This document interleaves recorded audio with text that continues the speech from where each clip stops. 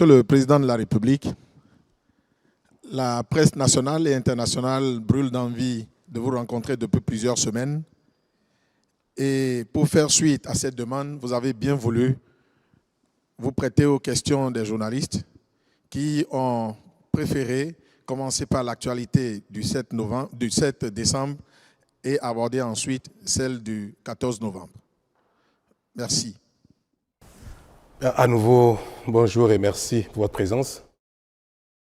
Je suis heureux de vous retrouver, surtout après la frayeur que nous avons tous eue il y a quelques jours. Vous savez, Dieu aime le Bénin et nous allons jamais cesser de lui rendre grâce pour ça. Alors je suis à vous, on se parle cash. Madame, vous avez l'honneur. Merci Monsieur le Président. Je suis Inès Fassia, directrice de Bénin TV Junior. Les enfants m'ont remis plusieurs questions, mais dans ce lot-là, je vous pose une seule. Ils veulent savoir comment vous vous sentez après le 7 décembre. C'est des enfants qui veulent savoir comment se porte le Père de la Nation. Aussi simple que ça. Merci. Je vais bien. Je vais très bien. Même si mon moral a pris un petit coup. Pas pour moi-même, mais pour le pays entier. Parce que cet incident, c'est comme ça que je le qualifie, parce que pour moi, ce n'est pas véritablement une tentative de coup d'État. Parce qu'il faut bien plus que ça pour soumettre un État entier.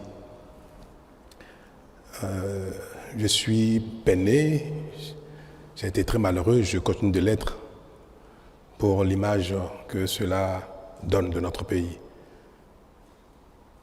Et c'est cela qui, en fait, constitue ma véritable souffrance. Pour moi-même, je vais très bien physiquement, mais mon moral a pris un petit coup quand même. Pour cela. Vous savez, nous aimons tous le Bénin, malgré nos divergences, nos heurts, nos disputes. Je pense que la quasi-totalité des Béninois elle était loin de penser qu'un tel événement se produirait au Bénin. Ça nous ramène des dizaines d'années en arrière. Mais ça va, je veux espérer que tout le monde va bien également. Donc dites aux enfants que je vais très bien. Je leur dirai, avec votre permission, la deuxième question. Ils veulent savoir, à votre avis, qu'est-ce qui est important que les enfants et les jeunes du Bénin retiennent sur le Bénin aujourd'hui? À votre avis, qu'est-ce qui est important qu'ils doivent savoir du Bénin? Que le Bénin est un grand pays, une grande nation. Qu'ils soient fiers de leur pays, que même les plus grands pays du monde peuvent subir des épreuves. Ce n'est pas parce que nous avons connu une épreuve douloureuse, rare, que cela remet en cause la grandeur de la nation béninoise. C'est notre capacité à réagir, à faire face à ce genre de défis, d'épreuves, qui fait de nous aussi un grand pays. Donc qu'ils soient fiers du Bénin. Merci Monsieur le Président. Je suis Aboubakar Takou, quotidien Le Béninois libéré et BLTV. Monsieur le Président, le coup d'État, heureusement, déjoué du 7 décembre dernier est l'œuvre d'un démembrement de la garde nationale. Une essence que vous-même avez inspirée et créée. Et à ce qui paraît, cette garde nationale est l'essence la plus chouchoutée de notre armée nationale. Monsieur le Président, avec le recul, n'avez-vous pas un sentiment de regret d'avoir constaté que c'est plutôt les enfants de la bonne maman qui ont été à l'origine de cette trahison à l'encontre de la République? Je vous remercie. Non, je n'ai pas de regret du tout. Et je peux vous dire que ce n'est pas la garde nationale qui a opéré l'attaque. Non. Heureusement. Vous savez, dans toutes les communautés du monde, quels que soient les marginaux, on ne peut pas reprocher à la nation béninoise d'avoir en son sein quelques voyous, quelques crapules, quelques marginaux. On ne peut pas reprocher à la garde nationale, à l'armée tout entière, d'avoir en son sein des crapules. Alors, ce qui aurait peut-être permis de qualifier la garde nationale d'un corps en rébellion, c'est si nous avons pu avoir tout le commandement, ou une partie du commandement, ou du sous-commandement. ou bien une frange importante de l'unité. Mais ça n'a pas été le cas, heureusement. Et ceux qui ont opéré l'attaque n'étaient pas tous, sinon, dans leur grande majorité, ils ne relèvent pas de la garde nationale.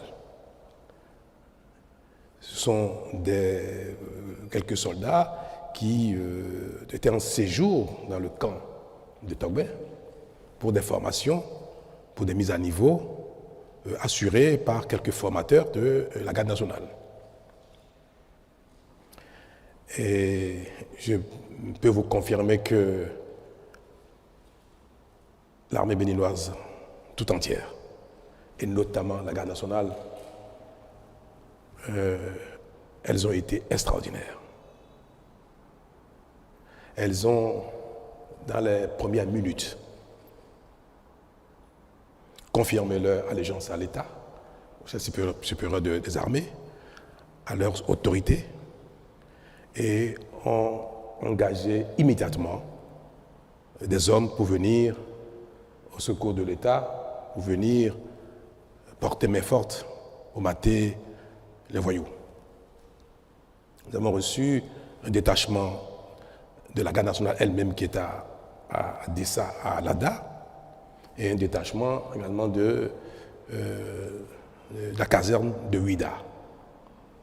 Toutes les autres casernes ont appelé le chef d'état-major général, ont appelé le commandant de la garde républicaine pour demander la conduite à tenir.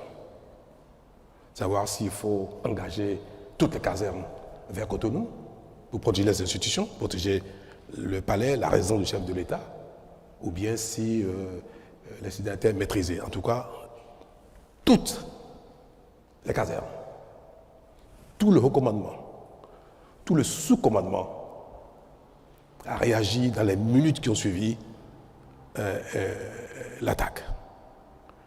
Et moi, ça m'a fait découvrir encore une fois que notre pays a franchi un palier.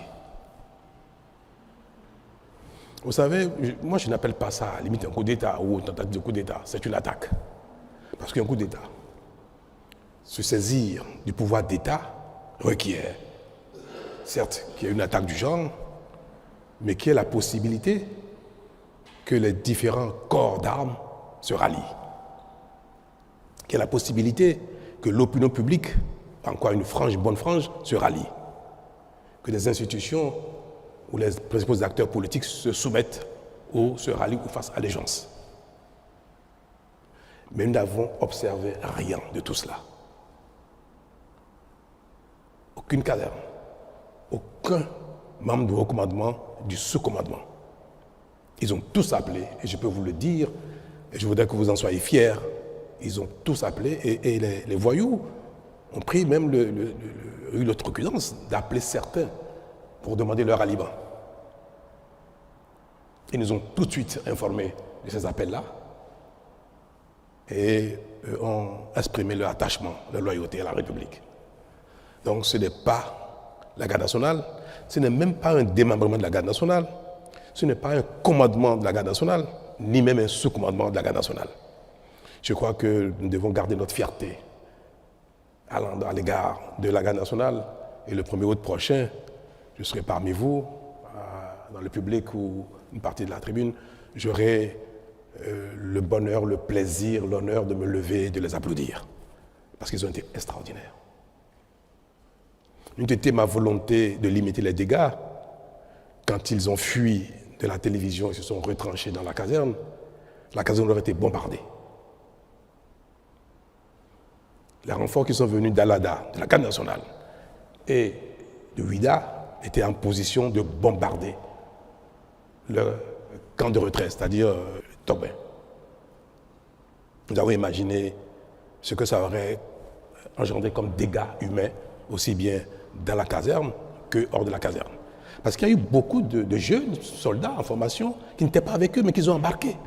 Vous avez dû le constater dans la vidéo qui a circulé à l'occasion de leur prise éphémère de la télévision. Et il disait, je crois, il n'est pas avec nous, bien suis-le, suis-le. C'était même ridicule. Une bonne partie des enfants, des jeunes qu'ils ont embarqués ne savent même pas pourquoi. Vous savez, dans l'armée, quand un chef vous dit « venez, il y a une opération », vous suivez, par discipline. Donc ils ont embarqué les enfants, les garçons, qui sont venus découvrir sur le site de quoi il s'agissait. Et beaucoup, d'ailleurs, leur ont échappé pour ne pas être mêlés à cette forfaiture. Alors, mes très chers, notez que l'armée béninoise et la garde nationale ont joué leur rôle et je continue de le garder, je continue d'être fier à leur égard. Monsieur le Président de la République, je suis Paul Danogbe du média en ligne Africaro. Aujourd'hui, dites-nous quelles sont les mesures qui ont été prises pour que les Béninois n'assistent plus à ces événements, à ces tristes événements. J'ai presque envie de dire que vous êtes le plus chanceux dans la sous-région. Quel est le secret du président Patrice Talon? Ben non, je n'ai pas de secret. C'est la nation entière qui, comme je viens de le dire, n'est plus à ce stade du tout. Le Bénin, j'aime bien le dire, c'est peut-être un peu prétentieux, mais le Bénin est déjà un autre pays dans notre sous-région. Et certes, il y a eu des failles, c'est vrai. Je manquerai de sincérité si je ne vous l'avoue pas. Nous étions peut-être un peu dans un excès d'assurance et de constat de la paix, de la tranquillité d'un pays dans lequel tout le monde, malgré nos difficultés, nos peines, nos heurts, nos divergences, on pensait que le Bénin était loin d'être sujet à une telle chose. Vous savez, si on prend les grands pays dans lesquels ce genre de choses ne sont plus envisageables, les pays d'Europe, développés, les États-Unis, Canada et consorts, ce n'est pas une telle idée qui manquerait à certains de leurs ressortissants. Il y a bien des gens qui se saisissent d'armes de guerre pour aller braquer une banque, pour aller braquer une bijouterie.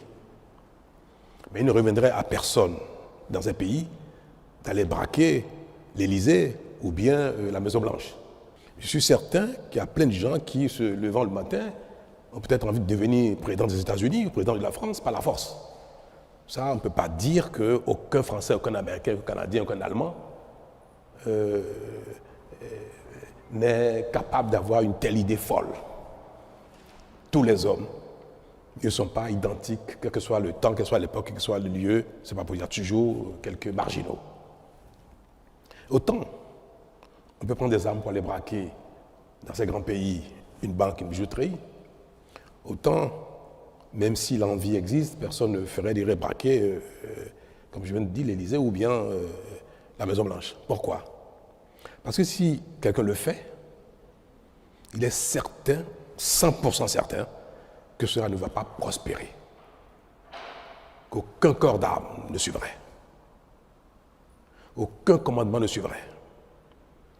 Le peuple ne suivrait pas. Aucune institution ne suivrait. Donc il ne pourra jamais jouir du pouvoir. Jamais. Ça peut durer 1 heure, 2 minutes, 1 semaine, même 1 mois, si c'est ceci d'armes très lourdes pour empêcher les autres corps de venir le saisir. Mais jamais celui qui penserait quelque chose du genre, qu'il ferait, ne jouirait du pouvoir. Dans certains pays qui ne sont pas à ce stade, si vous le faites, vous avez peut-être une chance sur 10, sur 20, sur 1000 d'en jouir. Il peut y avoir une partie de l'armée qui peut se rallier. Une partie de l'opinion peut se rallier. Des acteurs politiques peuvent se rallier. Alors quand la communauté, une nation est encore à cette étape-là, ce genre d'événement peut arriver.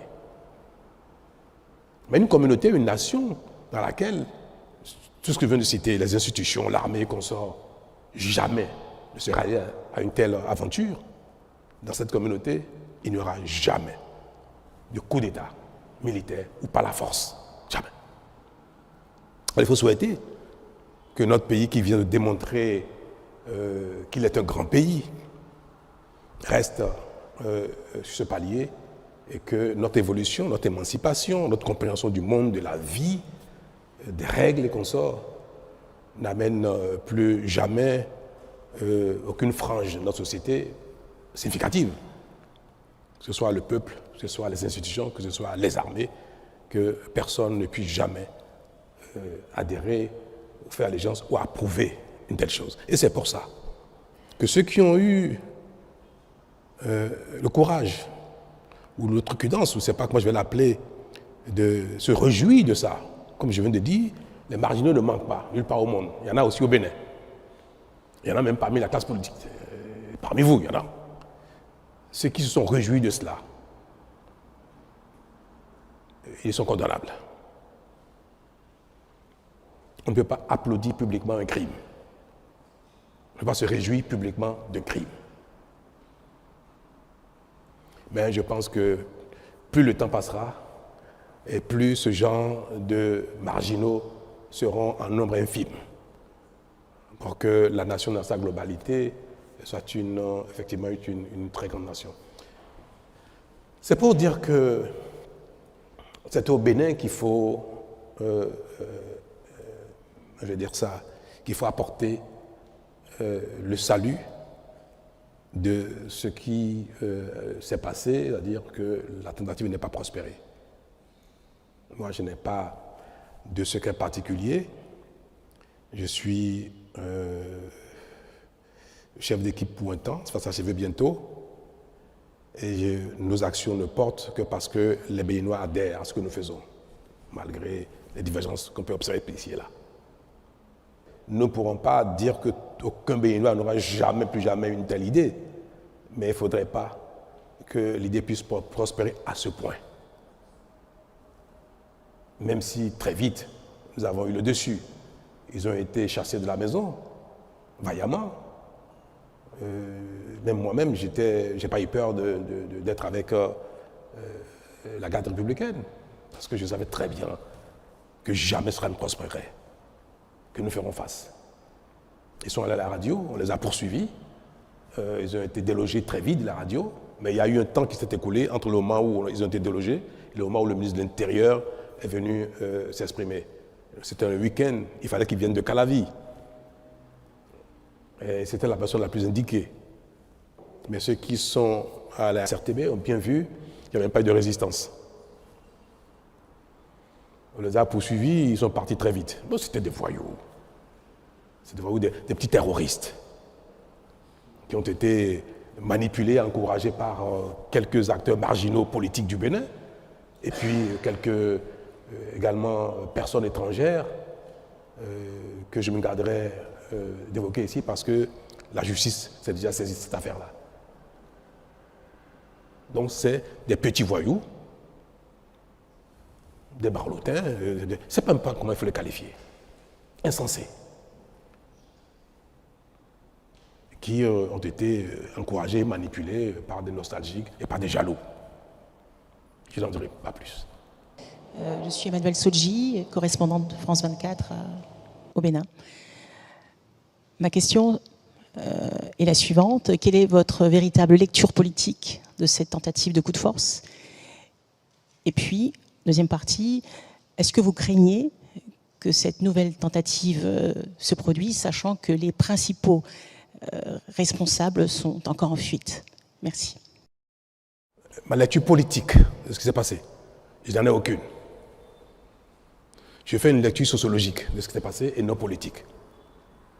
Pour moi, cela n'a pas été engendré par une crise politique. Cela ne pouvait pas déboucher sur une remise en cause de notre orientation politique. Non. Donc je ne tire aucune conséquence politique de cela. Le Bénin lui-même est garant de notre sécurité, de ce que personne ne peut plus s'emparer du pouvoir par la force. Ce sont ces choses-là qui sont essentiellement les garants de notre stabilité. Donc, si il n'y a pas d'assurance que la prise de pouvoir d'État par la force de cette manière ne peut se prospérer, je pense que c'est ce qui ne se reproduiront plus jamais. Nous venons de donner un exemple aux marginaux. Donc, pour moi, madame, cela ne se reproduira plus jamais, juste parce que les uns et les autres ont pu constater que le Bénin n'est plus à ce stade. Toutefois, comme je viens de vous le dire tout à l'heure, les mesures appropriées pour ne pas perturber la quiétude des Béninois seront prises pour que des intentions du genre ne puissent jamais s'exprimer, que ça reste dans la tête des marginaux et qu'ils ne passent jamais à l'acte, ou même s'ils le tentent, à la seconde d'après, que ça ne puisse prospérer. Gérard Goyon, je suis du journal L'événement précis. Le Parlement de la CEDEAO a pris une résolution condamnant l'attaque et faisant des recommandations tendant à engager un dialogue. Comment vous avez accueilli cela, M. le Président? Très bien, la CEDEAO est dans son rôle, c'est appréciable qu'un genre d'attaque soit condamné. Et il est également du rôle de la CEDEAO d'appeler à la concorde, à la discussion, à la paix dans tous les pays où quelque chose paraît remettre en cause l'ordre constitutionnel, donc politique, paraît. Donc il est évident que la communauté internationale invite le Bénin, invite le président de la République, les acteurs politiques, à ne jamais emprunter cette voie pour régler un problème qui pourrait être politique, qui pourrait l'être. Donc c'est évident que la CEDEAO nous demande, au besoin, d'engager des dialogues pour que ce ne soit jamais par les armes que nous réglons nos différends. Ceux qui ont peut-être encouragé ces enfants, garçons, à faire une telle chose, et qui ont peut-être des raisons politiques, sont également concernés par ce genre de message. Vous avez beau avoir des divergences avec le pouvoir en place, l'État ou l'autorité en charge, à l'instant, vous ne pouvez pas faire, encourager, inciter les gens à aller s'attaquer à l'État. Donc c'est un message d'ordre général que je prends avec honneur et humilité. Merci. Bonjour, Monsieur le Président. Je suis Joël Tchogwe de Peace FM. Alors, ma question, c'est de savoir, est-ce que vous pensez que les dysfonctionnements ou les défis de gouvernance peuvent faire le lit à des intentions malveillantes, de tentatives de putsch? Et ensuite, quelle est la mission de l'armée étrangère qui a été sollicitée pour venir en renfort à l'armée béninoise? Merci. Aucune œuvre humaine n'est parfaite. Hein? Donc, ce que vous qualifiez peut-être de dysfonctionnement de l'action publique, c'est vous qui le dites. Moi, je ne sais pas si le mot est approprié. Il n'y a rien, aucune action, nulle part au monde, soit capable de faire l'unanimité. Aucune action humaine. Même le Créateur ne fait pas l'unanimité. À plus de raison, les hommes et l'action humaine. Donc, ce qui a pu, dans le courant de l'action publique, pendant le mandat ou les mandats qui se sont écoulés, à ne pas plaire à certains, aux uns aux autres, ont pu porter même parfois préjudice, à tort ou à raison, à certains, peuvent être de nature à ce qu'il soit souhaité que le président, le chef d'équipe décède. Pourquoi pas? On peut dire, oh là là, si une mort emporte celui-là, mes peines seraient finies. C'est pareil, hein, vous savez, quelqu'un qui pense que la rigueur de l'État, la rigueur des institutions est imprimée par le chef et qui lutte de manière implacable contre la corruption. Et si quelqu'un vide la corruption, il peut souhaiter que tout cela s'arrête par la disparition du chef. C'est humain, c'est humain. Donc pour moi, ce qui a pu se passer, même si des acteurs politiques que je qualifie de marginaux ont pu encourager les enfants, les garçons à le faire, je ne considère pas que cela est lié à une dérive de l'action publique, de l'État, dérive de l'autorité en charge de notre destin commun pendant l'instant actuel, que cela soit lié à un dysfonctionnement. Je ne sais pas ce qui serait ce dysfonctionnement-là, donc je ne fais pas cette lecture, comme je viens de le dire. Alors, pour ce qui est de l'intervention de l'armée de l'air du Nigeria, c'est un peu vers midi qu'après avoir analysé la situation, en discussion avec les responsables militaires, le patron de la garde républicaine, le chef d'état-major général qui était en France, qui a dirigé les opérations de loin et qui s'apprêtait à prendre le vol et venir à Cotonou. C'est après avoir échangé avec eux que nous avons décidé de faire appel à une frappe, à un pays susceptible de nous aider à faire une frappe chirurgicale. Parce qu'ils se sont retranchés à Togbin avec des armes lourdes, avec des blindés. On avait neutralisé un des blindés devant la télévision nationale, mais ils sont retournés dans la caserne avec des blindés. Vous savez, dos au mur, ils peuvent encore faire des bêtises. C'est-à-dire commencer dans la caserne, à tirer, à faire n'importe quoi, sachant que la cause était perdue. Nous avions nous aussi positionné des blindés non loin du camp pour les convaincre, résoudre à déposer les armes. Vous ne pouvez pas être certain que des gens qui ont fait une telle folie soient quelques minutes après capables de raison, dire bon, laisse tomber. Donc il se pourrait qu'il y ait des échanges qui feraient beaucoup de dégâts dans le quartier de Togbin. La base est au cœur de Togbin. Je ne peux pas être président de la République, c'est parce que j'ai été éprouvé à quelques minutes que je vais dire, peu importe les dégâts que ça va occasionner, peu importe les vies innocentes qui pourraient être perdues. Mais nous avons dit, il ne faut surtout pas que les affrontements entre l'armée loyaliste, l'armée tout court et ces voyous engendrent encore des pertes en vie humaine. On avait déjà perdu 2 personnes. À cette heure-là, je savais déjà que l'épouse du général Bada était déjà décédée, je le savais déjà. Je savais déjà qu'on vient de perdre un des soldats de la garde républicaine. Je venais de voir un deuxième qui a reçu une balle qui a brisé complètement le bras. Donc pour moi, nous étions en train de perdre déjà 3 personnes. Est-ce que ces voyous, il faut les bombarder, les anéantir et les tuer? Nous avons aboli la peine de mort au Bénin.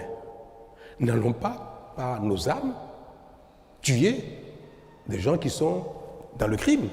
Il faut les arrêter, les condamner, mais pas les tuer. Il ne faut pas non plus tuer d'autres soldats qu'on savait très bien dans le camp, mais non partisans de cette affaire-là. Quand je viens de vous dire, suivez-les, ils sont avec nous. On savait déjà qu'il y avait plein de gens dans le camp qui n'étaient pas avec eux. Des gens dans le camp nous appelaient. On a eu des appels de soldats dans le camp qui disaient, mais non, on n'est pas concernés, ce qui se passe, c'est pas bien, et comme ça, qui n'étaient pas avec eux. Il faut préserver ces vies-là. Nous ne disposons pas d'aéronefs susceptibles de faire des frappes ciblées pour détruire 1 ou 2 de ces blindés, parce que c'est leur seule arme, c'était ça. Ce sont des armes puissantes, en face desquelles il fallait déployer la même force de frappe. C'est vrai, nous étions en supériorité. Toute l'armée béninoise, avec une vingtaine de garçons, c'est vite fait. Mais il y aurait dans tous les cas, si on avait utilisé nos armes, il y aurait eu des dégâts. Il y a un type d'arme dont le Bénin ne dispose pas. C'est des aéronefs susceptibles, très haut, de faire une frappe millimétrée. Peut-être que les temps à venir, nous allons l'acquérir. Mais vous savez, nous venons de loin et nous consacrons nos ressources à nous assurer du minimum. Notre stratégie de lutte contre le terrorisme, de préservation de la sécurité intérieure du pays, requiert des acquisitions assez spécifique. Les terroristes n'utilisent pas des blindés. Nous ne pensons pas que le Bénin irait un jour en guerre contre les pays voisins. Si on a beaucoup d'argent, on achèterait tout et n'importe quoi. On n'a pas beaucoup d'argent. On achète ce qui est utile, important, impératif pour nous. Donc avoir des avions qui coûtent très cher, à l'achat, à l'entretien, à l'utilisation, pour tirer sur des blindés, autant le Nigeria peut disposer de cela, autant ce ne serait pas raisonnable que le Bénin investisse des centaines de milliards pour acheter de telles armes, même si l'utilisation peut s'avérer nécessaire à certains moments de la vie, comme vous venez de l'observer. Pour préserver Togben, le quartier et les vies humaines, il fallait faire appel à une telle arme pour neutraliser un ou deux blindés de tête afin qu'ils comprennent qu'ils sont totalement nus et qu'ils se rendent. Donc vers midi, nous avons décidé de solliciter le Nigeria. Nous savions, le commandement militaire béninois savait que nos amis nigérians disposaient de tel équipement.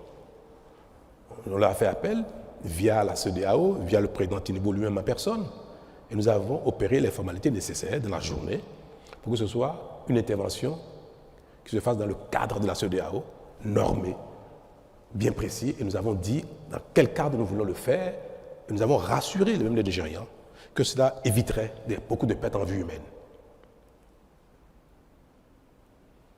Le président Tinubu a été rassuré de cela, parce que il ne faut pas, pour neutraliser une dizaine de gars, vingtaine, tuer des centaines d'autres. Donc c'est exclusivement à cet effet que nous avons sollicité les appareils qui sont venus opérer. Ils ont fait 2 frappes. Ça suffit pour que ce qu'on espérait s'est bien passé. C'est la débandade. Donc nous avons eu raison d'avoir fait ce choix-là.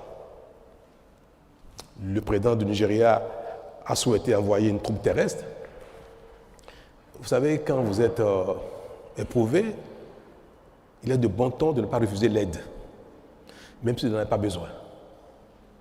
Les règles de courtoisie requièrent cela. Vous êtes éprouvé, on vous dit, on va vous aider. On envoie des hommes. Même si on n'a pas besoin de ça, vous dites merci. Donc on a reçu les troupes terrestres qui sont arrivées vers minuit, 1h du matin, alors qu'on n'a pas besoin de ça. J'étais déjà passé à la télé moi-même, dire que les Béninois pouvaient vaquer à leur occupation le soir même.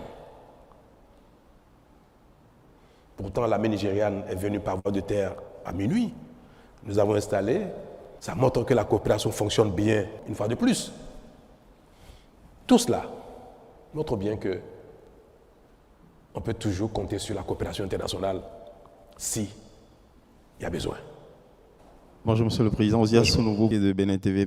Merci de nous avoir assuré sur le maintien et la préservation du pacte républicain qu'on salue aujourd'hui. Cependant, le pays a reçu un coup pour son image. Tigri et son escouade rapprochée sont toujours en fuite.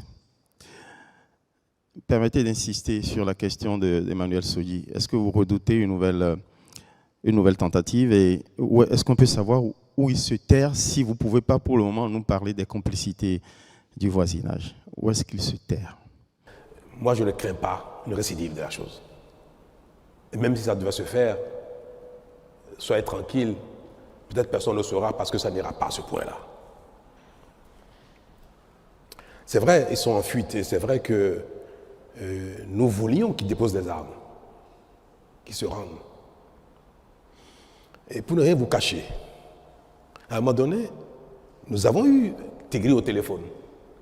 Le patron de la garde républicaine lui a parlé au téléphone. Il lui a dit, garçon, c'est une folie ce que tu fais. Rends-toi, dépose des armes. Il a dit, ah non, il ne faut pas sous-estimer ma capacité de nuisance, c'est pas ce qu'il a dit.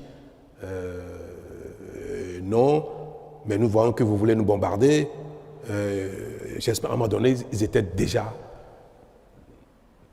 dans la demande d'un apaisement eux-mêmes. Alors, quand le concerné montre déjà ses faiblesses, il dit, mais ne nous bombardez pas, Vous comprenez donc que nous ne pouvons pas aller plus loin. Et quand effectivement nous les avons réduits, ils ont commencé par fuir, deux choses l'une.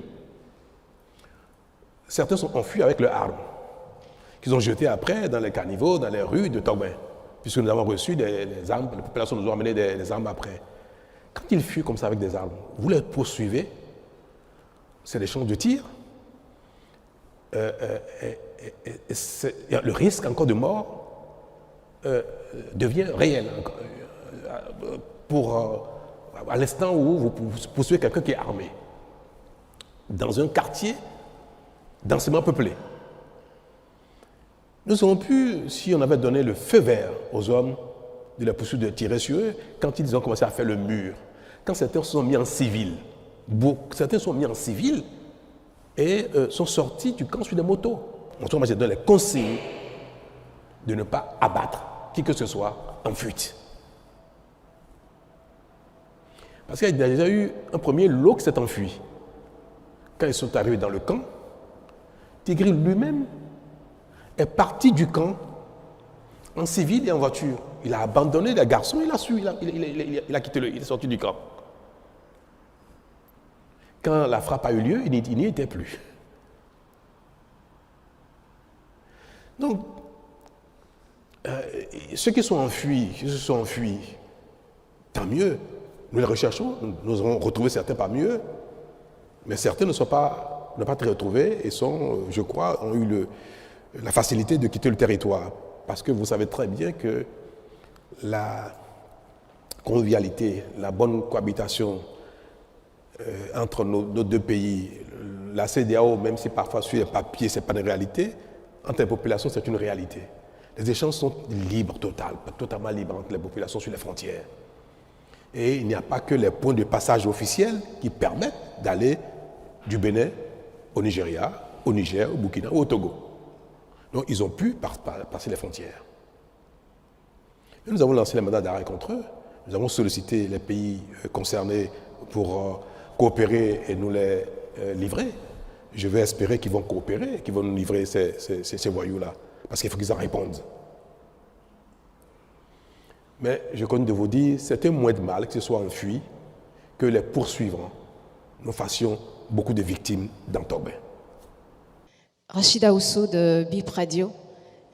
Si vous me permettez, j'aimerais aborder le deuxième thème de cette conférence. J'aimerais évoquer la trêve politique. Est-ce que vous pouvez nous expliquer comment ça va marcher et est-ce que ça ne pose pas problème dans un pays démocratique? Merci. J'ai donc promulgué hier la loi portant révision de la Constitution. Et c'est vrai que dans les nouvelles dispositions, il y a, je vais le dire ça abusivement, l'instauration d'une trêve. Mais en fait, ce n'est pas nouveau, madame. Dans le dispositif politique électoral du Bénin, ça tout le monde le sait, la campagne électorale en vue du changement des équipes politiques, que ce soit exécutif parlementaire ou aux exécutifs locaux, la campagne électorale, dans les tests qui organisent les élections aujourd'hui, la campagne ne peut s'ouvrir que, je crois, c'est 2 semaines avant le scrutin. C'est ça, les textes existants. Donc, théoriquement, dans les règles, dans les tests qui organisent la compétition politique, on n'est en campagne électorale que 2 semaines avant les élections, avant les scrutins. Et si vous lisez les nouvelles dispositions de la Constitution, c'est tout ce qui a été dit. On dit que la critique par les acteurs politiques est permise, elle est autorisée, elle est même normale, elle est souhaitée. C'est dans la Constitution. Il faut que les acteurs politiques, notamment ceux qui ne sont pas en charge, puissent commenter, critiquer l'action de ceux qui sont en charge pour qu'il y ait amélioration, pour qu'il y ait des propositions alternatives, pour qu'il y ait des solutions. Parce qu'on ne peut pas dire que ceux qui sont en charge d'une fonction politique ont la science infuse et qu'à eux seuls, ils détiennent la vérité. Donc, le principe même de la critique de l'action publique est consacré dans la Constitution, dans les nouvelles dispositions, et de manière permanente. Il faut ne pas vous laisser entraîner par l'image des mots. Je dirais plutôt l'image, même pas leur contenu. Parce que le mot trêve paraît très fort. Mais dans son contenu, la trêve ne concerne pas la critique de l'action publique. Mais nous savons très bien que personne ne respecte les 2 semaines de campagne que prescrivent nos lois. Et c'est pour ça que nous avons voulu mettre le doigt là-dessus. Utiliser un mot fort pour interpeller les consciences, pour dire qu'on ne peut pas être en campagne toute l'année, tout un mandat durant. Un président qui est élu un jour J pour 5 ans, pour 7 ans bientôt, pour peut-être 10 ans, peut-être on ne sait jamais, ou peut-être pour 2 ans ou 3 ans. Nous sommes dans un modèle d'élection générale. Quand un système un régime est mis en place qui concerne l'ensemble des diverses fonctions politiques, parlementaires, exécutives ou locales, il ne faut pas qu'aussitôt après les élections, la campagne redémarre pour les élections qui auront lieu 5 ans après. Et c'est ça qui a été redit de manière plus forte dans la disposition qui prescrit qu'on ne peut pas faire campagne tout le temps. Et nous avons même élargi la période de campagne. On permet même que la campagne ait lieu, au lieu de 15 jours avant les élections, elle ait lieu même 1 an avant les élections. On allait plus loin que ce qui existait. Au Bénin, désormais, si un scrutin, une élection a lieu 1er janvier 2027, à partir du 1er janvier 2026, on peut commencer la campagne. Mais pas avant. Et c'est cette période où on ne permet pas aux acteurs politiques d'être en campagne que nous appelons trêve. Il n'y avait pas un mot pour le désigner précédemment. Nous avons utilisé le mot pour que ce mot soit utilisé avec sa force, pour que les uns et les autres sachent et s'engagent à ne pas être en campagne tout le temps. C'est tout. C'est ce que veut dire la trêve. Nous en faisons un foin terrible parce que nous sommes habitués à ce que même quand les textes existent, qu'on ne les respecte pas. Il a suffi qu'on mette le doigt dessus, qu'on dit « oh là là, vous nous entendez de parler ». Mais la disposition constitutionnelle consacre que la critique soit permanente. Barnabas Roukouma, journaliste et promoteur du groupe de presse d'Abaro. Nous sommes à Parakou. Merci beaucoup, Monsieur le Président. Au lendemain du vote de la loi portant révision de la Constitution, le gouvernement a fait une tournée dans le pays pour expliquer aux populations le contenu de cette nouvelle loi. Qu'est-ce qui ressort de cette tournée? Est-ce que ce sont les rapports qui vous ont été faits qui ont permis à ce que plus tard vous promulguez finalement cette loi? Je vous remercie. Moi, j'ai été consulté par les partis politiques. Cette loi qui a été votée n'a pas été votée dans mon dos. Je vais vous le dire. J'ai été consulté et le ministre de la Justice a participé au débat. Et nous avons fait des amendements. Donc, ce qui a été voté était parfaitement en phase avec notre vision. Et je change beaucoup avec les partis politiques qui appuient l'action gouvernementale. Je n'exerce pas la fonction tout seul. Je suis en concertation permanente avec les partis politiques qui nous accompagnent. Et d'ailleurs, des lois à caractère politique ne peuvent pas être votées sans qu'il n'y ait quand même une certaine discussion, convergence de point de vue entre les acteurs politiques qui soutiennent l'action du président et lui-même. Donc, je ne vais pas me dérober sur la question, j'ai été bien informé et j'ai participé à sa rédaction. J'ai même fait des suggestions d'amendements. Vous savez, les dispositions de révision de la Constitution sont quelque chose de sensible. Vous me direz pourquoi on n'a pas fait ça avant. Et moi, je vais vous dire une chose. Ça me caractérise, même si tout le monde le sait déjà. C'est quoi le rôle d'un leader? C'est quoi le rôle d'un leader? Un leader politique, un leader religieux, un leader social, un leader d'une cause donnée. C'est quoi son rôle? C'est de réfléchir à ce qu'il faut et de le partager, certes, avec sa cible, ses concitoyens, quand il s'agit de leaders politiques, mais aussi c'est surtout d'oser proposer des solutions aux problèmes qui se posent à la communauté. Donc un leader, ce qu'on attend d'un leader, ce n'est pas simplement tout le temps d'aller recueillir ce que veut la communauté pour mettre en œuvre, point barre. Mais sinon, quel est notre rôle? Quelle est la compétence? Quelle est l'énergie? Quel est le savoir-faire? Quelle expérience nous mettons au service de nos concitoyens si nous ne pouvons rien leur proposer? J'estime qu'il est de notre devoir de faire l'analyse de nos conditions de vie, de l'environnement international, national, et de proposer les solutions les plus indiquées pour que le pays avance. Si je dois attendre que les solutions viennent de mes concitoyens qui, dans leur quotidien, s'occupent de ceux qui les concernent directement et que ce pourquoi ils m'ont élu, ce pourquoi ils ont élu les députés, il faut qu'on se dérobe pour aller leur demander, mais sur telle situation, qu'est-ce qu'il faut faire?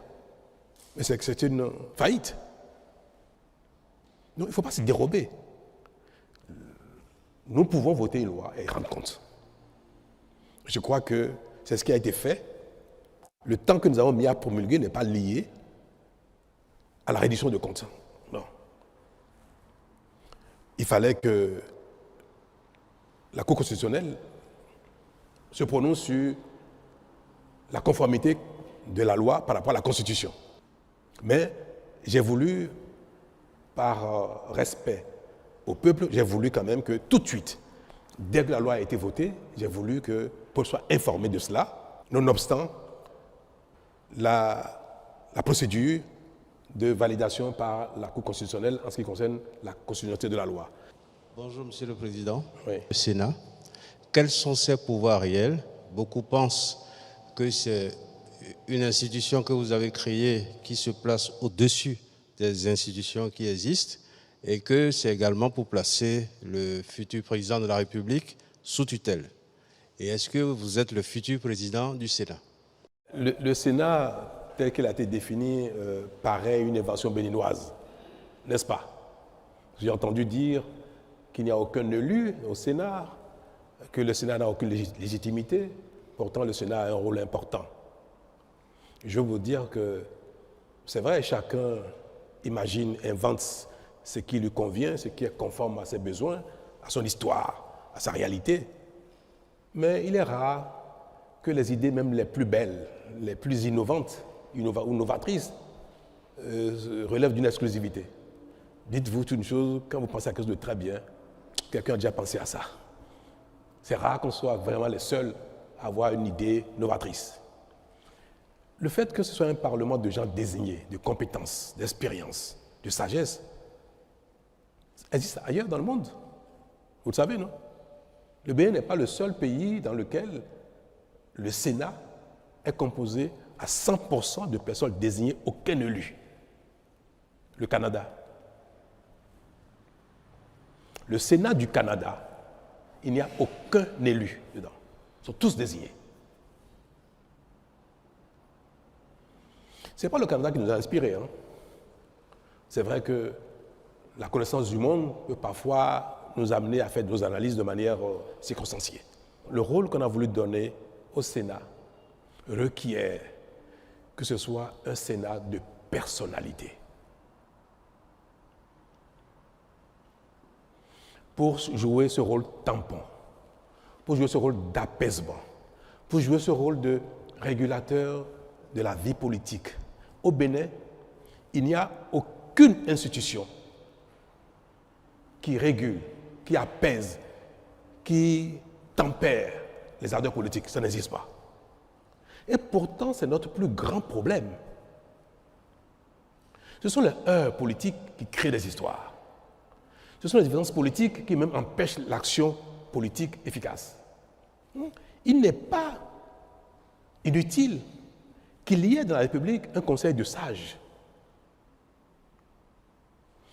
Nous avons appelé Sénat parce qu'il a quand même un petit rôle législatif.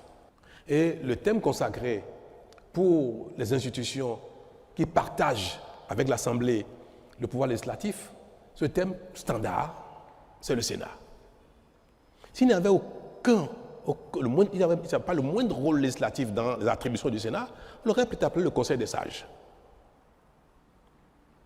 Mais tel qu'on l'a défini, le Sénat a également un autre rôle législatif parce qu'il y avait un vide dans le dispositif béninois, dans la Constitution en ce qui concerne les divergences entre le Parlement et le gouvernement. Vous savez, au Bénin, le président de la République, le gouvernement, peut également initier des lois qu'on appelle projets de loi. Le Parlement initie proposition de loi. Dans tous les cas, que ce soit projet venant du gouvernement, venant du président de la République, ou proposition venant des députés, c'est le Parlement béninois seul au Bénin qui vote la loi. Une fois que la loi est votée, si le président de la République n'est pas d'accord avec certaines dispositions qu'il estime non pertinentes pour l'action publique, pour la gouvernance du pays, pour l'efficacité de l'action publique, le président de la République peut demander une deuxième lecture. Et il dit, à l'occasion, il demande que telle disposition soit modifiée dans tel ou tel sens. Il peut suggérer même d'introduire de nouvelles dispositions dans la loi qui a été votée. Et le Parlement se réunit une seconde fois et une dernière fois sur la loi en question pour prendre en compte, pour analyser, pour examiner les demandes du président de la République. Le Parlement est autonome, souverain. Il a beau recevoir les demandes du président, il a beau recevoir ses commentaires, le Parlement peut ne pas suivre la demande du président de la République et voter la loi telle qu'elle avait déjà voté la première fois, ou voter différemment, en tout cas, peut ne pas donner suite à la demande du président de la République. C'est la réalité législative au Bénin.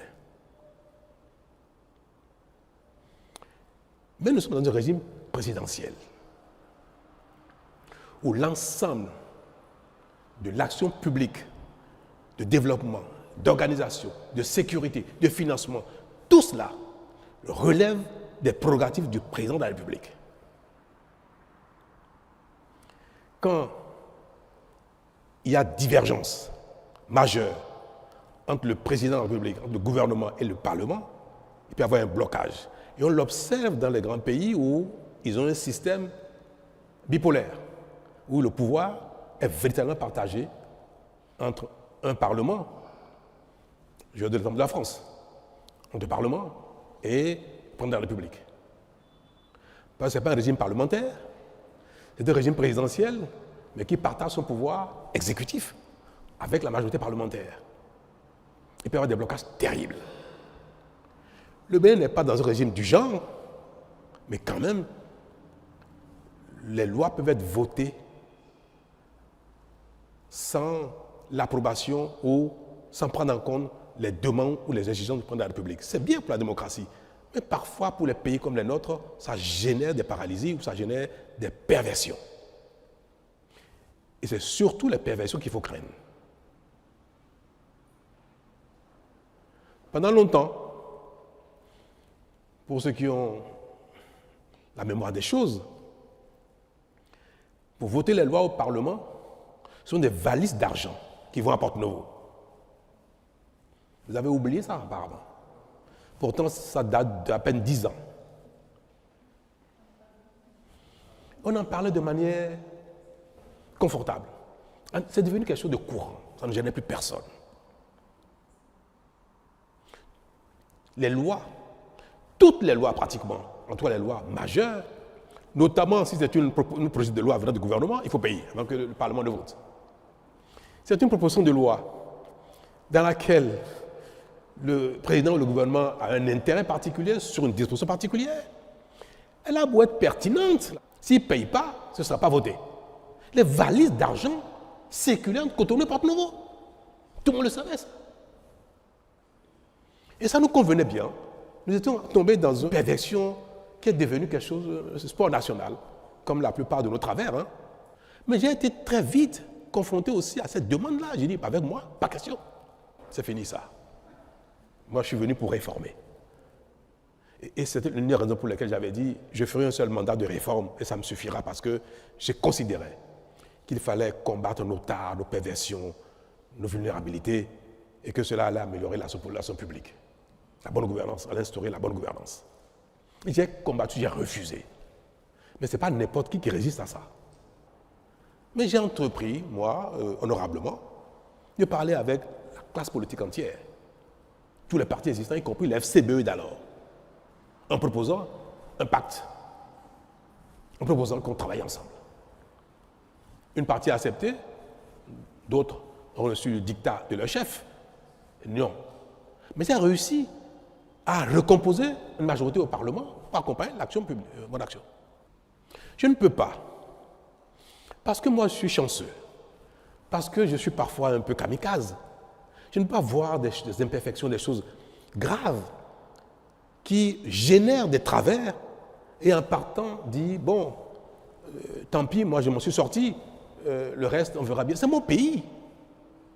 C'est le pays de mes enfants, mes petits-enfants, de vos enfants, de nous tous, de mes concitoyens, les gens de mon village, les gens du village voisin, les gens du village lointain.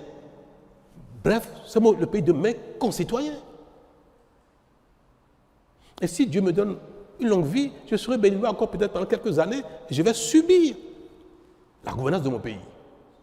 Donc, je ne peux pas voir quelque chose mérite d'être corrigé, quelque chose est une faiblesse, une tare, une perversion, et laisser ça ainsi. C'est pour ça qu'on a suggéré qu'il y ait un organe qui soit capable d'arbitrer entre le président de la République et le Parlement en cas de blocage, au cas où une loi serait votée par le Parlement. Le président de la République demande une deuxième lecture. Le Parlement ne tient pas compte de la demande du président. Donc, il y a deux positions. Et cela peut être une loi importante. C'est vrai que les lois de finances, la Constitution a prévu les voies et moyens pour contourner les blocages. Mais il y a plein d'autres lois qui sont d'importance pour la République et qui parfois font l'objet donc de blocages entre le Parlement et le gouvernement.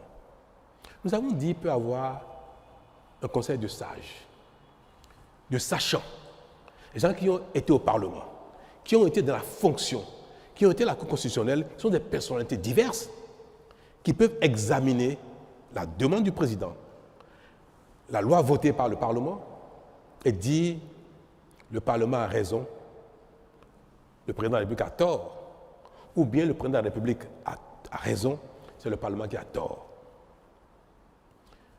Un tel organe peut permettre, si le président de la République a des observations, des demandes qui vont dans le bon sens, qui sont d'intérêt général, un tel organe peut permettre que cette loi soit votée, soit promulguée selon les demandes pertinentes du président, afin que ce ne soit pas des considérations politiques, mesquines, qui empêchent la mise en œuvre de quelque chose qui est bon pour le pays.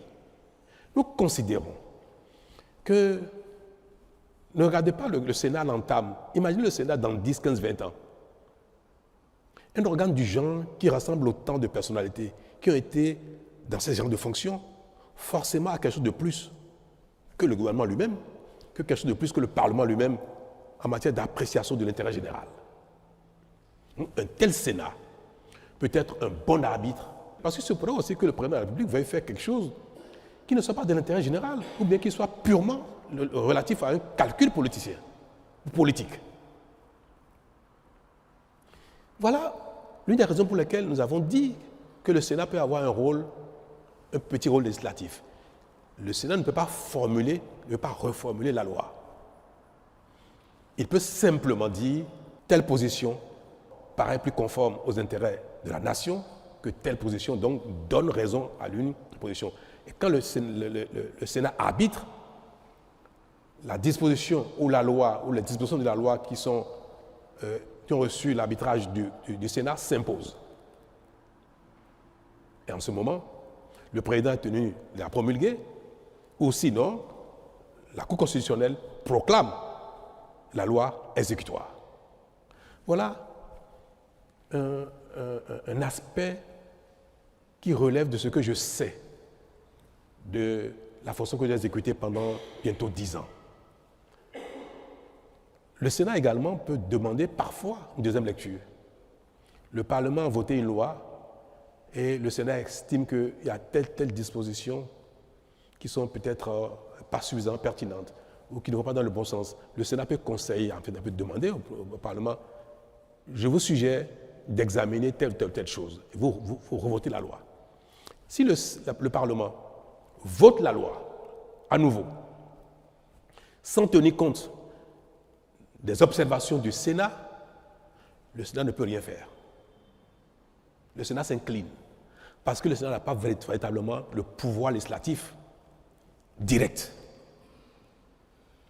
Il peut arbitrer, il peut conseiller, mais il ne peut pas voter une loi. Donc, si l'Assemblée nationale n'est pas favorable aux observations du Sénat, l'Assemblée vote en son âme et conscience, souverainement. Et maintenant, c'est une affaire entre l'Assemblée et le président de la République, qui sont les deux qui détiennent la légitimité du pouvoir législatif, exécutif. Voilà. Voilà pourquoi nous avons instauré le Sénat. Il y a une troisième prérogative, mission du Sénat, c'est d'appeler de temps en temps les acteurs politiques à la raison. Vous savez, on me dit, mais la Cour constitutionnelle est déjà un organe qui régule la vie politique, mais ce n'est pas vrai. On dit, mais les acteurs politiques peuvent répondre devant la loi de ce qu'ils font. Mais on ne répond pas souvent devant la loi, les acteurs politiques, de nos actions politiques. Il y a plein de choses que le politique peut faire, peut dire, qui ne soient pas condamnables au pénal, mais qui peut porter préjudice grave à la nation entière. Tout à l'heure, je vais vous donner 2 exemples. Donc, la Cour constitutionnelle ne statue que sur la conformité des textes, des lois, des règlements par rapport à la Constitution. La Cour constitutionnelle ne statue pas sur le caractère politique, le caractère pertinent des actes, des lois et autres. Jamais. Or, l'action politique qui induit l'action publique conditionne notre vie. Vous me direz, comme le peuple a voté pour le Parlement, voté pour le président de la République, peu importe ce qu'il faut. Mais est-ce que c'est mauvais d'instruire un organe pour des fois dire aux gens, appeler les gens à la retenue, rappeler les gens à l'ordre, conseiller les gens?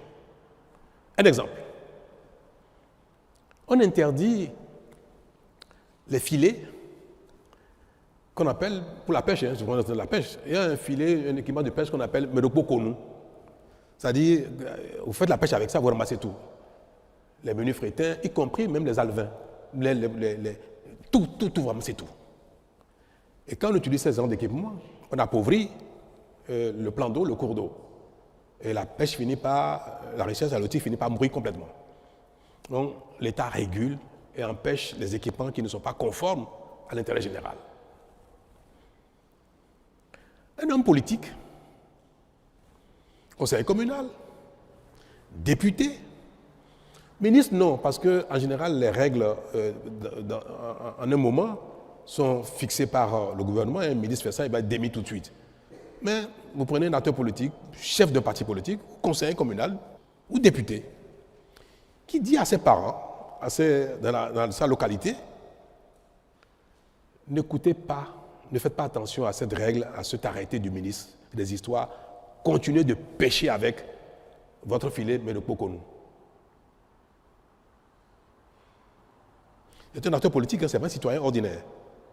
Donc c'est une personnalité du pays. C'est une personnalité qui est écoutée, qui aspire à gouverner, ou soit qui a déjà gouverné, donc qui exerce une certaine influence sur la population. Et il appelle les populations à ne pas tenir compte de ça. Un maire prend un arrêté pour interdire le prélèvement du sable, de gravillon dans une carrière, en disant que cette carrière a atteint un niveau où continuer déstabilise l'environnement. Et il dit interdiction de prélever, de continuer à exploiter cette carrière. Un homme politique arrive et dit, il dit n'importe quoi lui, continuez. Alors, qu'est-ce qui va se passer? Si la personne continue, elle va répondre devant la loi après. C'est elle qui va payer, qui va sanctionner par la loi. Si le pêcheur continue d'utiliser son équipement de pêche et qu'il est confondu de cela, c'est lui qui va être pénalisé. Et parfois, il va y avoir une rébellion sur l'eau. La police fluviale va sur l'eau pour contrôler les filets et les populations pour se soulever contre la police fluviale. Coups, blessures, désordre et même parfois perte en vie humaine.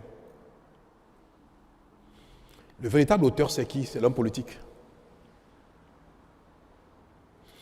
Mais aller devant la justice, en pénal, correctionnel, c'est un délit. Il appelle des gens à ne pas respecter la loi. Vous êtes magistrat. On vous présente un acteur politique qui a appelé les populations à ne pas respecter la loi, contester la loi. Et il va dire, non, moi j'ai seulement critiqué la loi. Mais il conteste la loi, il soulève les gens contre la loi. Vous ne pourrez pas le condamner pénalement. Vous avez du mal. En plus, un acteur politique. Voilà les limites. Je ne suis pas juriste, autrement je ne suis pas magistrat et consort, mais je vis au quotidien ce genre de choses, je suis face à ce genre de situation.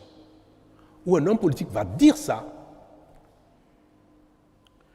et il va être devant la loi, mais ce n'est pas lui qui a fait la bêtise. Ce n'est pas lui qui a pêché avec un filet.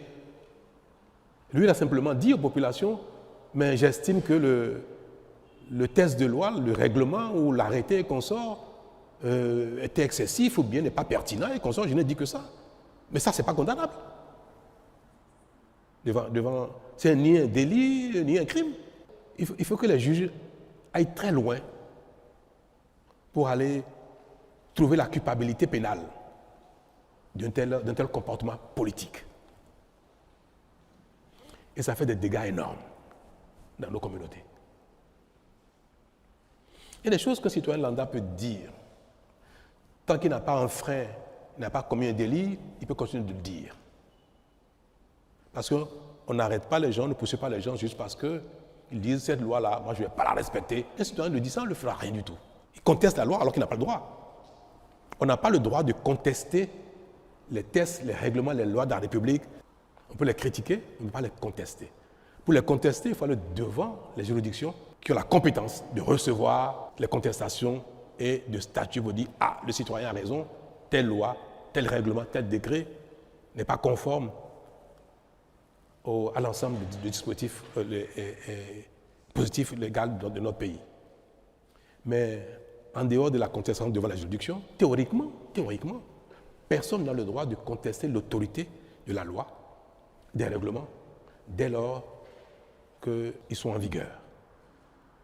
Donc, que les citoyens, même si on ne doit pas le faire, qu'ils contestent l'autorité de la loi et des règlements, on ne peut pas mettre les gens en prison pour ça. Mais qu'un acteur politique, une personnalité politique, qui a de l'influence, qui aspire à gouverner, qui a même déjà gouverné, fasse de telles choses, Ce n'est pas pénalement qu'il faut régler ça, il faut régler ça politiquement, il faut l'appeler à la raison. Il faut qu'il y ait parfois, un observatoire pour dire tel ou tel, ce que vous faites pour un politique, pour un chef de parti, pour un ministre, pour un député, pour un conseiller communal, ce n'est pas bien parce que vous remettez en cause l'ordre global. Le Sénat a aussi ce rôle-là, de pouvoir interpeller les acteurs politiques sur des choses qui sont contraires à l'intérêt général, qui sont contraires à la sécurité, qui sont contraires à la paix. Quand un homme politique dit « Moi, je vais appeler les miens, ils vont venir si vous allez vous affronter sur le terrain ». D'un homme politique, ce n'est pas bien. Mais est-ce que vous allez le poursuivre en pénal pour ça? Parce qu'il a dit « Je vais appeler les miens, ils vont venir s'affronter ». Non. Ce n'est pas tout qui est pénal. Il faut éviter aussi d'amener les acteurs politiques systématiquement devant la loi parce que ça crée trop de problèmes. Ce qui n'est pas convenable politiquement. Il faut qu'il y ait un organe pour leur dire « ce n'est pas bien ce que vous faites. Ne faites plus ça, ne dites plus ça ». Et si là, les personnes refusent, récidivent, vont jusqu'à demander qu'il y ait un coup d'État, vont jusqu'à demander à ce qu'il y ait la guerre civile, vont jusqu'à demander que les populations s'affrontent. Là, on peut dire, ah non, là, vous exagérez. On peut prononcer même une sanction politique contre ces personnes-là. C'est tout. Nous mettons en place dans notre pays des dispositions qui accompagnent notre dynamique de développement, la compétition politique, l'activité politique, comme dans tous les autres domaines où, quand on est dans un métier, il y a des codes de déontologie, il y a des lois, des règlements qui les organisent, qui sanctionnent. Il n'y a qu'en politique où aucun test, aucun règlement, aucune institution n'appelle à recadrer l'activité politique, l'action politique ou les propos politiques. Ça n'existe pas au Bénin. C'est le seul métier. On peut faire ce qu'on veut et il n'y a personne qui peut vous rappeler à l'ordre. Si vous êtes médecin, infirmier, artisan, policier, je ne sais pas quoi, zémédien et consorts, votre activité est réglementée. L'activité politique, non. Vous pouvez faire ce que vous voulez. Vous pouvez appeler les gens à se tuer. À la limite, on ne vous dira rien. Est-ce que c'est un tort de proposer qu'il y ait un conseil de sages qui appelle les uns et les autres à la raison pour que nous vivions plus en harmonie et que l'action politique publique soit efficace et non chaque fois objet de conflits, de guerre. Voilà, mesdames et messieurs, l'intérêt du Sénat. Je pense qu'il serait bien que nul ne se dérobe. Que nul ne se dérobe. Que toutes les personnes qui ont servi ce Bénin, ce pays, qui ont une certaine personnalité, une certaine expérience, une certaine notoriété, acceptent, pendant qu'ils sont encore un peu vigoureux, d'être dans ce conseil de sages. Moi, je ne vais pas me dérober. Et j'espère que personne ne se dérobera. Personne. Ce n'est pas très contraignant d'être dans ce conseil, dans ce Sénat, pour donner son opinion, pour apprécier ce que font les uns les autres, pour conseiller et pour apaiser, pour servir de tampon. Non. Donc, je pense, je vais l'espérer, que toutes les personnes visées vont accepter de siéger au Sénat, y compris moi-même. Monsieur le Président, je suis Éric Guédénon de Canal 3 Télévision. Alors, la loi que vous avez promulguée, il y a la question des mandats. Oui, c'est vrai qu'on ne doute plus de votre volonté de faire jouer le Bénin dans la Cour des grandes nations. Cependant, aucun grand pays démocratique majeur n'a instauré 7 ans. Pourquoi le Bénin a fait l'option de 7 ans? Le Bénin aspire à être dans la catégorie des grands pays. Les grands pays font 5 ans et le Bénin fait 7 ans. C'est comme si nous on recule, on se met dans la catégorie des pays qui... Non, je vais vous dire pourquoi. J'ai eu en 2016 à proposer à mes concitoyens qu'on instaure un mandat un peu plus long que 5 ans, mais un mandat unique. Parce que j'ai dit que 5 ans, c'était trop court pour agir efficacement et pour avoir un résultat. C'est trop court. Mais j'ai dit que la quête d'un second mandat pervertit l'action courante. Parce qu'on a les yeux rivés sur le second mandat et on est un peu même populiste. C'est pour ça que j'ai proposé les deux choses. Rallonger le mandat pour avoir un temps plus long pour l'efficacité de l'action publique, mais un seul mandat pour ne pas être conditionné par le besoin de renouvellement. 10 ans après, ayant été dans la charge, je peux vous dire que je suis plus que jamais convaincu que 5 ans, c'est trop court. Surtout, si ce n'est pas un mandat unique. C'est un paradoxe, hein, ça paraît. Surtout si ce n'est pas un mandat unique, 5 ans est trop court. Parce que celui qui est élu pour un premier mandat, s'il est un homme politique, il voudrait forcément un second mandat. La vocation politique ne s'exprime pas seulement pour exercer la charge de la fonction une seule fois. Et vous le savez tout très bien, la plupart des acteurs politiques qui postulent pour être président de la République, ils voudraient bien faire le nombre de mandats qu'il faut, 2, 3 ou 4 si possible. Donc le fait de vouloir un second mandat requiert que le premier ait un bilan. Si vous faites un premier mandat qui n'a pas de bilan, vous ne pouvez pas solliciter de vos concitoyens de vous reconduire dans la charge.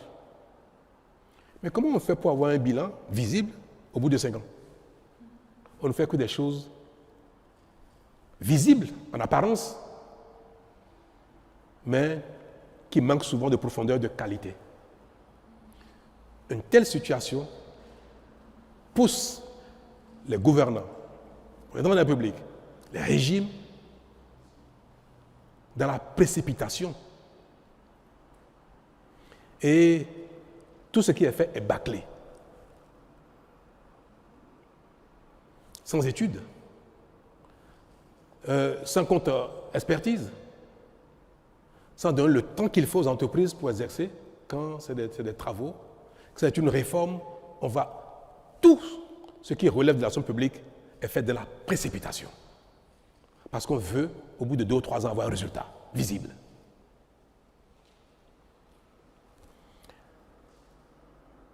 Les pays qui font 4 ans, les grands pays, 4 ans, 5 ans, c'est des pays dans lesquels tout est déjà fait. On va prendre l'exemple des États-Unis qui font 4 ans. L'exemple de la France qui est passé de 7 ans en 5 ans. Mais quand vous écoutez les attentes des populations aux États-Unis, en Allemagne, en Italie, en France, c'est quoi l'attente des populations? Quelle est leur demande face aux acteurs politiques? Quand vous écoutez l'offre politique des acteurs politiques italiens, espagnols, français, canadiens, américains, quand vous écoutez leur offre politique, de quoi ils parlent? Vous n'entendrez jamais les populations françaises, américaines ou italiennes demander de l'eau à leurs acteurs politiques. Il nous faut de l'eau, il nous faut de l'eau. Jamais. Qui a déjà entendu ça une fois dans les réclamations des populations en France ou aux États-Unis? Jamais. Vous n'entendez jamais demander de l'électricité. Ils ne demandent jamais la route. Ils ne demandent jamais les hôpitaux. Ils ne demandent jamais les écoles. Même pas les universités. Peut-être des centres de recherche. Pourquoi? Parce que l'eau, ils l'ont déjà depuis longtemps. La route, ils l'ont depuis longtemps. L'électricité, les gens naissent avec ça, ils ne s'imaginent pas que ce soit un bien particulier. C'est une banalité. Vous n'entendez pas les gens dire, dans ma région, je veux une université. Les gens ne demandent pas ça. Les populations vont dire, nous voulons lutter contre l'immigration. Pour qui on va voter pour qu'il combatte l'immigration?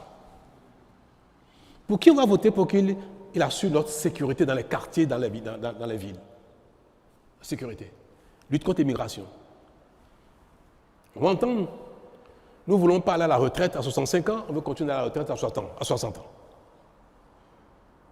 Des choses qui relèvent du confort de vie et non des fondamentaux de survie même, d'existence. Nous sommes sur 2 planètes différentes. Nous sommes dans 2 mondes différents. Le président américain, jamais quelqu'un lui demandera « Oh, électricité, consort, école et consort », jamais. Lui va parler d'impôts. Il va parler d'immigration. Il va parler de la rivalité avec la Chine. À la limite, on peut élire un président américain pour 1 an. C'est suffisant. Parce qu'on veut qu'il prenne des mesures tout de suite contre l'immigration. Un décret suffit. Une fois qu'il a pris le décret, il peut dire bye-bye. Il a satisfait les besoins de ses électeurs. Une fois qu'il a fixé le taux de douane sur ce qui doit venir de la Chine partout et il peut dire bye-bye, j'ai fini. Donc, le temps d'action pour un président américain, 1 an peut suffire pour qu'il satisfasse les demandes de sa population. 1 an peut suffire. Si vous allez en France, il faut combien de temps à un gouvernement pour voter la loi, prendre les décrets pour mettre la retraite à 60 ans, 65 ans, 70 ans? Il ne faut pas 2 ans, il ne faut pas 5 ans. Il faut combien de temps pour prendre un texte pour modifier les conditions d'immigration en France? Pas du temps. Alors, nous imitons des gens qui n'ont pas du tout le même problème que nous. Alors que pour construire des routes, quand vous voulez, on attend de vous, dans chaque localité, qu'il y ait des routes dans chaque localité. Si vous faites ça ici, vous ne faites pas ça là-bas, après les 2 ou 3 ans, vous aurez les élections, ils ne voteront pas pour vous. Vous n'avez rien fait pour eux, pour la route. Moi, je suis arrivé, j'ai espéré qu'au bout de 5 ans, j'aurais atteint 80-90% de couverture en eau potable. C'était mon plan, c'était ma volonté, on était engagé là-dedans. Il y a encore des endroits où on dit, mais on a demandé de l'eau, vous êtes venu ici en campagne, on n'a pas eu l'eau. Certains n'ont pas eu de marché, pas eu de stade. Nous avons une course contre la montre. Ça a été terrible. Moi, j'ai pris 20 ans en 5 ans. Ouais, je n'étais pas comme ça il y a 10 ans. Et quand je regarde ma coupe de vieillesse, je vois que je suis sorti de la courbe. J'ai vieilli plus vite que je devais l'être. Mais c'est pour dire que le temps de l'action efficace est beaucoup plus long que le temps de la reddition de comptes, le temps politique. Mais quand les gens vous demandent des centres de santé, les gens vous demandent des écoles, les gens demandent de l'eau, c'est d'une telle urgence. Mais malheureusement, si au bout de 1 ou 2 ans, vous n'avez pas fait ça, les populations ne comprennent pas que le temps imparti n'est pas suffisant, qu'il faut beaucoup plus que ça. Vous vous rappelez, j'ai invité les femmes ici, d'Antokpa, ici à la présidence. Je les ai invitées, j'ai dit, d'Antokpa ne peut pas rester là indéfiniment. Insalubrité, incendie, c'est un peu conforme au commerce. Dans 20, 30, 40 ans, le Bénin sera 50 millions d'habitants, on ne peut pas garder Antokpa là. Vous allez accepter de partir de là. Ça fait 8 ans. Antokpa n'a pas encore déménagé. Pourtant, nous sommes acharnés au travail. Ceux qui connaissent la zone peuvent aller voir. Mais il a fallu des études. En telle matière, il ne faut pas des études n'importe comment. Des expertises, contre-expertises, les financements, les contrats d'entreprise. Nous sommes en fin de mandat. Ça a été l'une des priorités de mon action en termes d'infrastructures marchandes. 9 ans après, Antokpa n'a pas déménagé encore, même si les travaux sont finis. Nous avons décidé que le bitume, le goudron aille partout au Bénin. Je n'ai jamais réussi à le faire en 5 ans. Jamais. Mes chers amis, si nous passons notre temps à imiter, à copier les autres, nous n'allons jamais réussi à faire ce qu'ils ont fait dans le passé, quand les conditions étaient différentes, quand ils avaient le temps plus long, les plans d'action plus longs. Nous faisons un saut dans l'avenir avec nos besoins qui datent du Moyen-Âge et nous voulons utiliser les mêmes outils, les mêmes tests, les mêmes temps que ceux qui ont fini avec ça il y a 50 ans, il y a 100 ans, il y a 200 ans.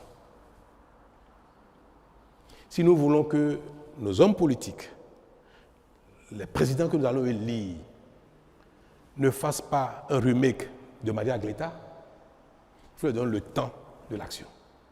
Maria Gleta a été un échec pour 2 raisons essentielles. La précipitation. Le président Boni Yayi, je pense qu'il est lui aussi, il voulait qu'il y ait de l'électricité. Parce que c'est des choses qui, dans votre bilan, vous qualifient. Tellement ils étaient pressés qu'ils sont adressés à des gens incompétents. Ils n'ont pas le temps d'apprécier la compétence de ceux qui leur ont fait des études. Ils n'ont pas eu le temps de demander des contre-expertises pour voir si c'est pertinent, sur les choix technologiques qui ont été proposés. Les vendeurs d'illusions, il y en a partout dans le monde. Vous êtes pressés, on va vous vendre n'importe quoi. On a donné un temps de réalisation qui était trop court. Même si la corruption a été un élément. Mais je pense que l'élément fondamental d'un tel échec, c'est le défaut d'études pertinentes, le défaut du temps nécessaire pour une bonne expertise et le défaut du temps nécessaire pour la construction d'une unité fonctionnelle qui marche et qui est capable de traverser le temps. Et des erreurs comme ça, on en a commis partout. Vous avez vu les vidéos sur l'Assemblée nationale, Porte Nouveau, qu'on ne peut pas habiter parce que c'est trop dangereux, qui a été démoli maintenant. Les études ont été défaillantes. Qu'elle a été construite sur la base d'une étude qui avait beaucoup de faiblesses. Il y a des choses qui requièrent 1 an, 2 ans d'études. Donner 7 ans à un régime est un temps moyen suffisant pour avoir des résultats. Quand on regarde le minimum de temps requis pour la plupart de ce qui relève de nos besoins, les besoins de nos populations. On me dira, mais quand le président il est mauvais, 7 ans, c'est pas trop long. Là également, on a tort. Quand le temps est court, il ne permet ni au mauvais de faire quelque chose, ni au bon de faire quelque chose. Que vous soyez bon ou mauvais, quand le temps est court, vous ne faites rien. Quand le temps est long, est suffisant, celui qui est bon fera quelque chose. Celui qui n'est pas bon, il ne fera rien. Mais ça ne change rien pour celui qui est mauvais. Donc le président qui n'est pas bon, le gouvernement qui n'est pas bon, que le temps soit suffisant, ou trop court, ou trop long, il ne fera rien. Mais il ne faut pas qu'à cause de lui, on vote une disposition qui empêche ceux qui sont bons de faire des bonnes choses. Non, on regarde le mal pour empêcher le bien de se faire. En fait, voilà comment j'ai dit ça, la disposition philosophique qui nous guide ici, dans les pays où nous sommes confrontés au manque de confiance, au manque d'efficacité. Comme peu de gens sont bons, alors on met en place des dispositions qui empêchent tout le monde d'être bon. C'est le paradoxe du humain. Non, donc, c'est pas parce que de temps en temps, la communauté aura des présidents qui ne sont pas bons, qui ne sont pas efficaces, qui ne sont pas pertinents, qui n'ont pas de bonne vision. Ce n'est pas pour ça qu'il faut considérer que jamais il n'y aura de bons présidents et en conséquence, on met des tests en place qui ne donneront jamais la possibilité à quelqu'un de bien inspiré de faire des choses pour satisfaire nos besoins. Voilà pourquoi j'ai estimé que partant de la fonction, j'estime que ce que je peux faire de bien pour mon pays, c'est de relever tout ce que j'ai pu constater pendant mes 2 mandats, tout ce que j'ai pu analyser. Mais quand même, j'ai parfois l'esprit assez critique. Je parviens à observer.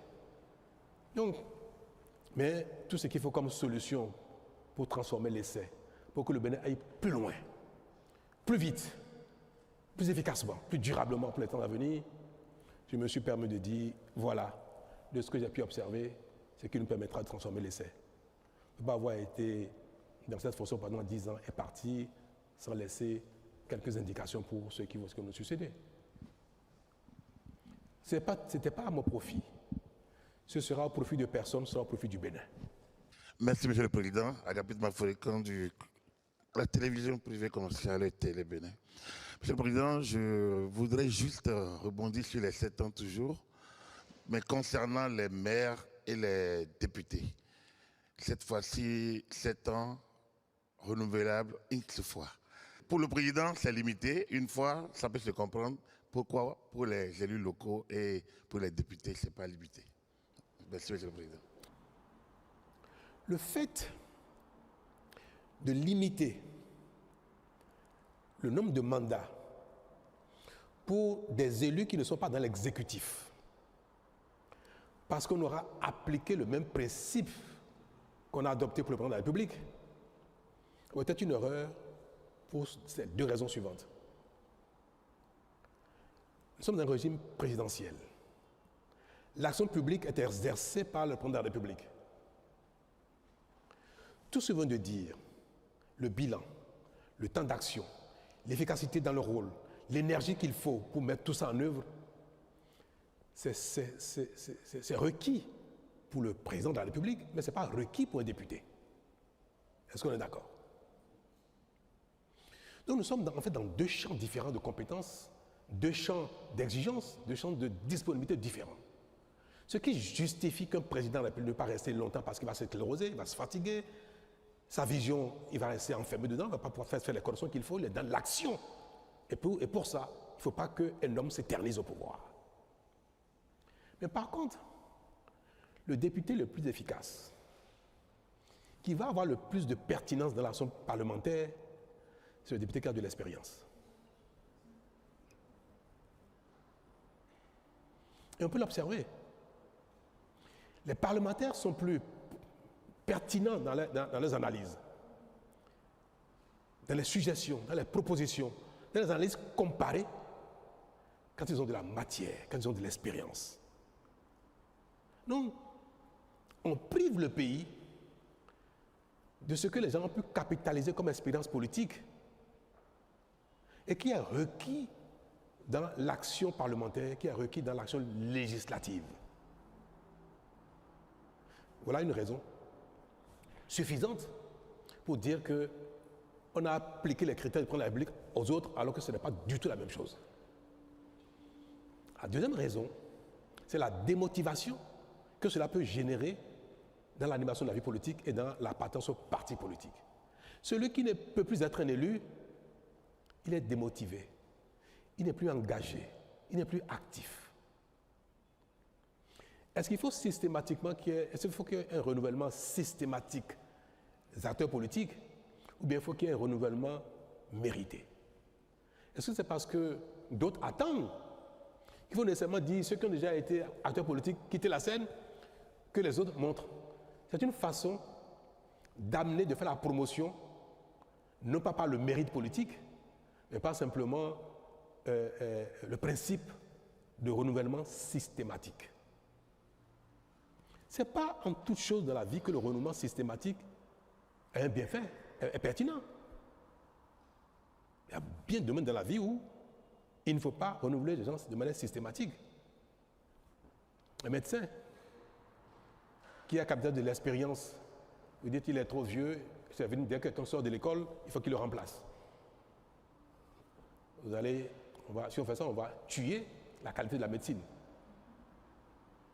Vous direz comparaison n'a pas raison, mais je peux vous dire que si on veut que les partis politiques se renforcent, restent dans la durée, concourent à la stabilité politique, concourent à la continuité de l'action publique, il faut que ce soit les populations qui décident pour qui vont voter. Il faut que ce soit les partis politiques qui décident de qui va monter de rang, de cran, de palier en raison de son intelligence, de son génie, de son engagement, de son militantisme et de ses mérites, au lieu de rendre cela systématique. On a fait une erreur. J'estime que celui qui est bien né doit pouvoir corriger ses erreurs sans qu'on ne lui répète deux fois. Merci, Monsieur le Président de la République. Franck Aounon de Canal 3. Alors, je voudrais savoir quel est le contenu de la critique qui est consacrée par la Constitution. Qu'est-ce qu'on y met concrètement? Merci. On n'y met rien du tout. La critique, c'est la critique. Seulement que la Constitution recommande aux acteurs politiques, notamment ceux qui ne sont pas en charge à un moment T, leur recommande qu'en critiquant, de proposer des solutions. Si vous dites que quelque chose n'est pas bon, vous êtes un acteur politique. Parce que c'est facile de dire, vous prenez un test pour organiser la pêche, ce que vous avez dit n'est pas bien. Vous voulez plus qu'il y ait des filets de tel type, vous avez pris un règlement, un arrêté pour le faire, c'est pas bon pour telle raison. Voilà plutôt la solution qui permet de régler le problème de non-approvisionnement de nos cours d'eau. Mais si vous dites c'est pas bon, point bas, ne faites pas ça, et la population ne fait pas, c'est pas bon, c'est pas, pour un acteur politique, c'est pas bien. D'autant que nous voulons que par la Constitution, on veut réserver aux acteurs politiques la gouvernance du pays. On les privilégie. On dit, ce sont les partis politiques. Ce sont ceux qui ont un parcours politique qui vont gouverner le pays. Alors, si on leur donne ce privilège, il faut aussi qu'on leur dise quels sont les contreparties qu'il va avoir. Critiquer, mais proposer.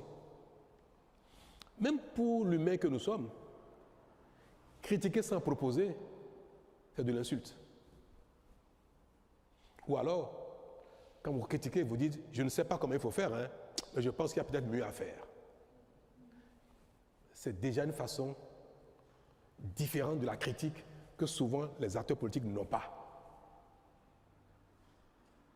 Donc, cher monsieur, la Constitution n'a pas limité le champ de la critique.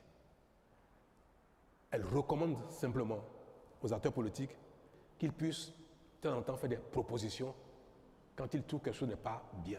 Et recommande également à l'exécutif de mettre en place un cadre de concertation avec les acteurs politiques d'opposition pour que ceux-ci n'aient pas que la rue, n'aient pas que les médias pour leur proposer des alternatives à leur choix d'action publique. Donc, la Constitution a recommandé deux choses. À celui qui est dans l'exécutif, de créer un cadre de concertation, et recommande que celui qui n'est pas dans la charge, de pouvoir faire des propositions concrètes quand il estime que l'action n'est pas bonne, mais la critique, elle est libre. Et pour les politiques, et pour les citoyens simples. Merci.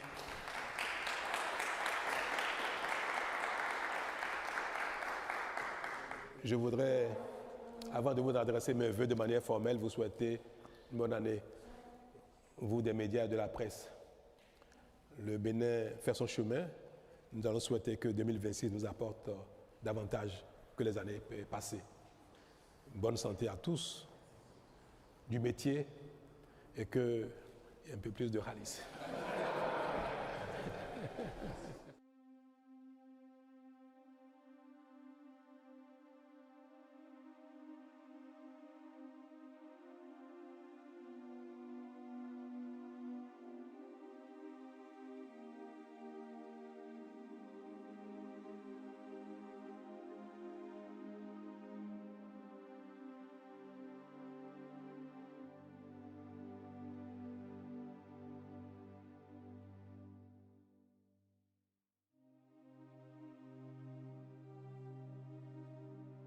Vous êtes de plus en plus nombreux à nous suivre et à participer à l'évolution de la chaîne Afrique N24, et sincèrement nous tenions à vous en remercier.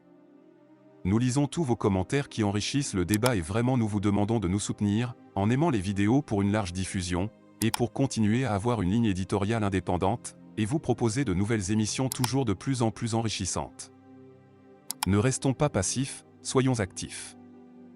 Merci et à bientôt.